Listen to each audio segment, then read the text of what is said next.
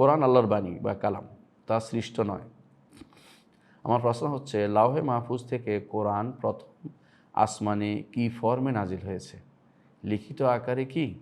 আর লৌহে মাহফুজে কি লিখিত আকারে সংরক্ষিত আছে? প্রথম আসমানে যা নাজিল হয়েছিল তা কি কপি ছিল? আর লিখিত রূপে লৌহে মাহফুজে থাকলে কে লিখেছিল আল্লাহর আদেশে? বিস্তারিত দলিলসহ জানতে চাই, জাযাকাল্লাহ খায়ের। আচ্ছা, আরেকটা প্রশ্ন হচ্ছে, এগুলো জানা কি জরুরি নাকি না জানলেও চলে? অনেকে এসব নিয়ে কথা বলা গোমরাহ হিসেবে গণ্য করে। জাযাকুমুল্লাহ খায়ের। আস্তাগফিরুল্লাহ আল্লাযী লা ইলাহা ইল্লাল হাইয়ুল কাইয়্যুম ওয়া আতুবু ইলাইহি। আসলে দেখুন, কেউ না জানলে জানা উচিত, কিন্তু কেউ না জেনে কথা বলা উচিত নয়, না জেনে বাড়তি কথা বলা উচিত নয়। আল্লাহ তাআলা প্রত্যেকটি কাজ, আল্লাহ তাআলা তিনি তার প্রত্যেকটি কাজ সুনির্ধারিত। তার কথা তিনি কি বলবেন, কি নাজিল করবেন, সেটা তিনি নির্ধারণ করে রেখেছেন লৌহে মাহফুজে। এবং সেখানে লৌহে মাহফুজে কীভাবে লেখা আছে এটা আমরা জানি না, তবে লৌহে মাহফুজে আছে।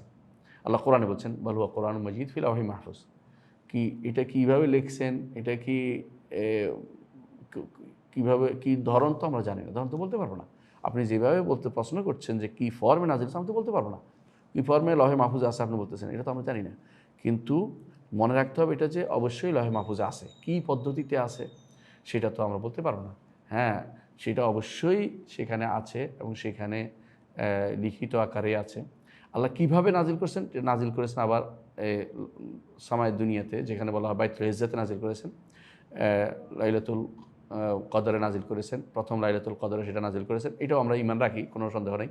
কিন্তু ফর্মটা কী অবস্থায় আছে, এটা কি কফি কিনা, এটা আমরা বলবো না। নাজিল করেছেন এটুকু বলবো। কিন্তু এই কোনোটা থেকে জিবরিল আনে না, এটা ঈমান রাখতে হবে যে জিবরিল লৌহে মাহফুজ থেকে নিয়ে আসে না, জিবরিল বাইতুল ইজ্জাত থেকে নিয়ে আসে না। জিবরিল আলাইহিস সালাতু ওয়াস সালাম আল্লাহর এই বাণী যতবার আল্লাহ কথা বলেছেন অতবার নিয়ে এসে মুহাম্মদ রাসূলুল্লাহ সাল্লাল্লাহু আলাইহি ওয়াসাল্লামের কাছে দিয়েছেন। আল্লাহর কথা তিনি শুনেছেন, শুনে এসে তিনি মুহাম্মদ সাল্লাল্লাহু আলাইহি ওয়াসাল্লামের কাছে পৌঁছে দিয়েছেন। এটা হচ্ছে এই কোরআনে কারীমের মূল কথা। আল্লাহ কি বলবেন তিনি নির্ধারণ করেছেন, লৌহে মাহফুজে আছে, তিনি আবার সেটাকে বাইতুল ইজ্জাতে পাঠিয়েছেন। কিন্তু তিনি বলেছেন যখন, তখন সেটা নিয়ে এসেছে জিবরিল, এনে মুহাম্মদ সাল্লাল্লাহু আলাইহি ওয়াসাল্লামের কাছে দিয়েছেন। এইভাবেই মানতে হবে। আপনি এর বাইরে ওদিক সেদিক কথাবার্তা বলবেন, অতিরিক্ত বলবেন, ফর্ম কি, এটা কি কী হিসেবে লেখা হয়েছে, কি কলম দিয়ে লেখা হয়েছে, কালি দিয়ে লেখা হয়েছে, কোন কালি, এই জাতীয় প্রশ্ন করবেন না, কারণ এগুলি বাড়তি প্রশ্ন। এই বাড়তি প্রশ্নের উত্তর আমরা দিতে পারবো না, কারণ কোরআন হাদিসে আসে নাই। যেটা আসে না এটা বাড়তি প্রশ্নের উত্তর দেওয়া আমাদের মানহাজ নয়। আশা করি বিষয়টা বুঝতে পারছেন। সুতরাং এই জাতীয় প্রশ্ন, অতিরিক্ত প্রশ্ন করবেন না, তবে এটা ঈমান রাখতেই হবে, নইলে আপনার ঈমান শুদ্ধ হবে না। সেটা কি, যে কোরআনে কারীম আল্লাহর বাণী, আল্লাহর কাছ থেকে এসেছে, মিনহু বাদা ওয়া ইলাইহি ইয়াউদ, তার কাছ থেকে এসেছে, জিবরিল শুনেছেন তার কাছ থেকে, এনে মুহাম্মদ রাসূলুল্লাহ সাল্লাল্লাহু আলাইহি ওয়াসাল্লামকে জানিয়ে দিয়েছেন। মুহাম্মদ রাসূলুল্লাহ সাল্লাল্লাহু আলাইহি ওয়াসাল্লাম এই বাণীটা তেলাওয়াত করেছেন এবং তিনি এটা পড়ে কেঁদেছেন, এটা পড়ে শুনিয়েছেন, এটা পড়ে তিনি অন্যদের পড়া শুনে কেঁদেছেন, অন্যদের পড়া শুনে তিনি খুশি হয়েছেন, তাদেরকে সুসংবাদ দিয়েছেন। এবং এটা পড়ে আমরা আল্লাহর নৈকট্য অর্জন করব। এই বাণীটা আল্লাহর সরাসরি শব্দ এবং বর্ণ দিয়ে, অক্ষর এবং আওয়াজ দিয়ে আসছে, এটা ঈমান রাখতে হবে। এখন লৌহে মাহফুজে কী আছে সেটা বরাদ্দ জিনিস, যে এইটা এই উম্মতের জন্য বরাদ্দ। ঠিক অনুরূপভাবে বাইতুল ইজ্জাতে প্রথম আসমানে যেটা আসছেন সেটাও বরাদ্দ হিসাবে আসছে। এটা তো এই নয় যে জিবরিল এখান থেকে বা লৌহে মাহফুজ থেকে বাছাই করে নিয়ে এই জাতীয় কথা বললে সঙ্গে সঙ্গে কাফের হয়ে যাবে। আল্লাহর কথা শুনে জিবরিল প্রত্যেকটা কথা শুনে তারপর মুহাম্মদ সাল্লাল্লাহু আলাইহি ওয়াসাল্লামের কাছে পৌঁছে দিয়েছেন। এইটাকে এটার উপরে ঈমান রাখতে হবে। এবং শোনার পদ্ধতি আল্লাহ কোরআনে বলে দিয়েছেন, হাত্তা ইযা ফুজ্জিআ আন কুলুবিহিম ক্বালু মাযা ক্বালা রাব্বুকুম ক্বালুল হাক্কা ওয়াল আলিয়্যুল কাবীর।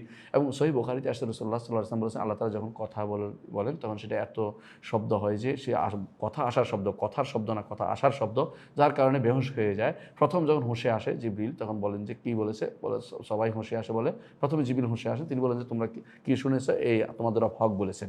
তখন হক বলার কথাটা তিনি জিবরিল আলাইহিস সালাতু ওয়াস সালাম সেটাকে বাস্তবায়ন করার জন্য নির্দেশ দেন, ইয়াকে তার এই ফেরেশতাদেরকে নির্দেশ দেন, সে ফেরেশতারা সেই নির্দেশ বাস্তবায়ন করে। তো এটা সাধারণ কথা, কিন্তু কোরআন স্পেশাল কথা, এটাকে জিবরিল শুনে এসে মুহাম্মদ রাসূলুল্লাহ সাল্লাল্লাহু আলাইহি ওয়াসাল্লামকে শুনিয়েছেন। এটাকে ঈমান রাখতে হবে। আল্লাহ আমাদের বোঝার তৌফিক দান করুন।